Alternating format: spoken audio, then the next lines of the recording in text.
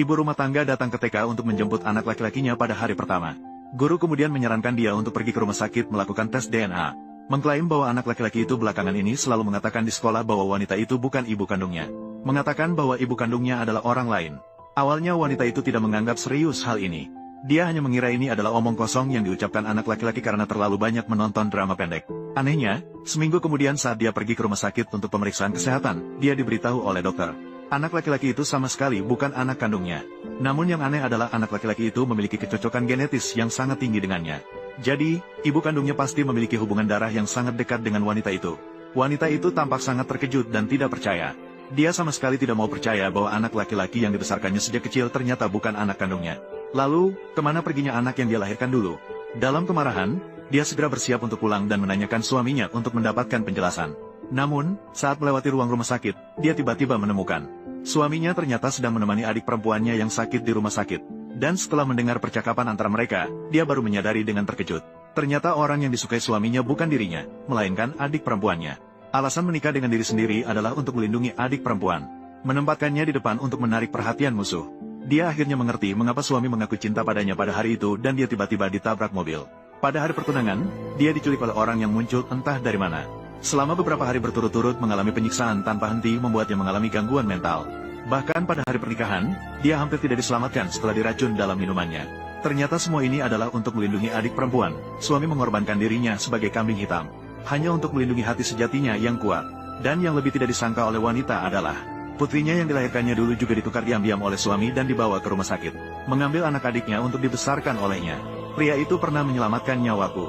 Aku bersumpah untuk melindunginya dengan baik. Mengenai anakmu, aku takut dia tumbuh besar dan merebut kebahagiaan dari Lele. Aku berencana untuk pergi. Lagi pula, Mu akan membesarkan Lele. Setelah dia berusia 18 tahun, aku akan membiarkan mereka berdua bertemu secara terbuka.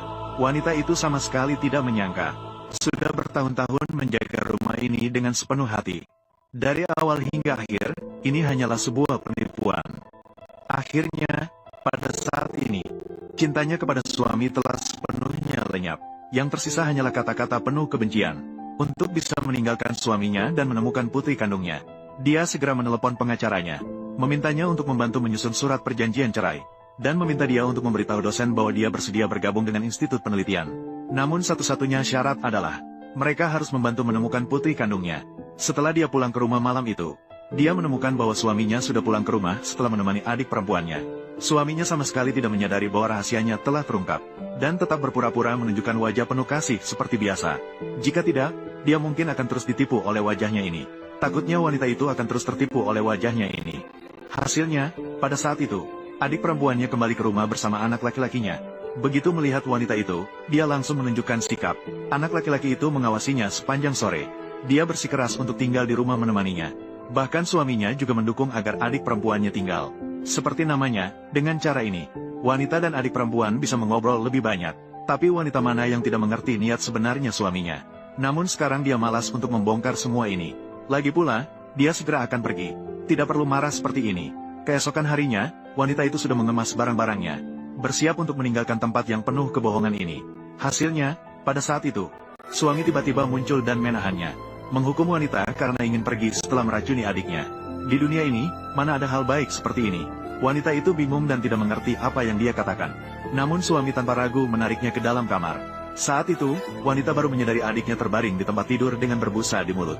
Meskipun dia tidak mengerti mengapa adiknya tiba-tiba keracunan. Tapi semua ini sama sekali bukan perbuatannya. Ternyata, saat itu, anak laki-laki di sampingnya tiba-tiba menuduh wanita yang meracuni.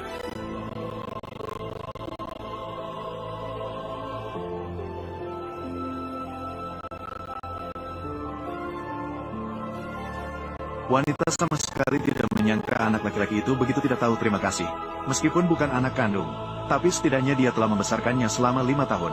Tapi dia bisa berbohong dan mencemarkan namanya seperti ini. Dan suami yang buta dan tuli hati juga sangat percaya pada kata-kata anak laki-laki itu. Untuk memberi wanita itu sedikit pelajaran agar dia ingat, segera memerintahkan orang untuk mengurusnya dengan baik. Sementara itu, dia sendiri membawa adik perempuannya menuju rumah sakit. Namun, sebelum pengawal bersiap untuk menyerang wanita itu, Profesor tua itu akhirnya datang dengan orang-orangnya untuk menghentikan mereka. Setelah wanita itu diselamatkan, dia meletakkan selembar surat perjanjian cerai di atas meja. Lalu dia memilih untuk pergi tanpa menoleh kembali. Tak lama kemudian, suami itu menerima telepon dari bawahannya. Ketika mendengar wanita itu pergi bersama sekelompok orang, dia merasakan firasat buruk di dalam hatinya. Segera bersiap untuk mengemudikan mobil pulang untuk melihat.